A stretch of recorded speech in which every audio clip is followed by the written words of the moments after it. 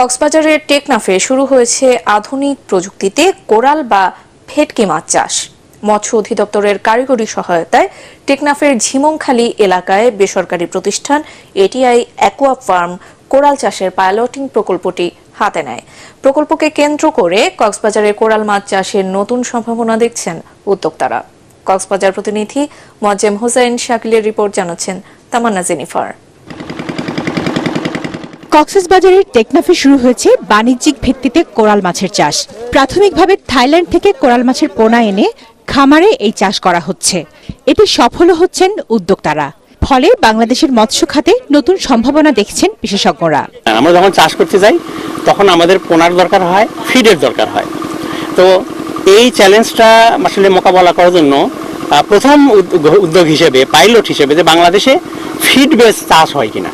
উদ্যোক্তারা জানান, হ্যাচারি পর্যায়ে 21 দিন এবং পুকুরে হাপা পর্যায়ে 30 দিন নার্সিং করার পর 6 মাসে কোরাল মাছের ওজন 1 কেজির মতো হয়।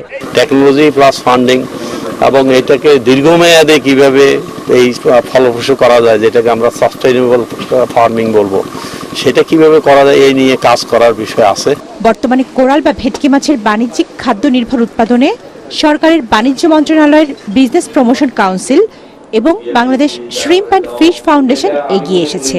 সহায়তা প্রদান করে মৎস্য ও প্রাণী সম্পদ মন্ত্রণালয়। এই কোরাল মাছটাকে এটা আমরা যাতে শুধু ডোমেস্টিক কনজাম্পশন নয়, আমরা এক্সপোর্ট হিসাবেও যাতে ভবিষ্যতে এই কোরাল মাছটাকে আমরা কাজে লাগাতে পারি। উপকূল অঞ্চলগুলোতে আমরা এই চাষটাকে আমরা সম্প্রসারণের উদ্যোগ নিব। এভাবে পুকুরে যে চাষ করা যাবে এটা আমাদের আগে ধারণা ছিল না। এখন এটা যদি সফলভাবে প্রয়োগ করতে পারি, আশা করি যে এটি বাংলাদেশের মৎস্য সম্পদে একটি বিরাট সংযোজন হিসেবে ভূমিকা রাখতে পারবে। কোরাল বা ভেটকি মাছের চাষ দেশের মৎস্য চাষীদের মাঝে ছড়িয়ে দেয়া গেলে তা আয়ের বড় উৎস হবে বলে আশা সংশ্লিষ্টদের।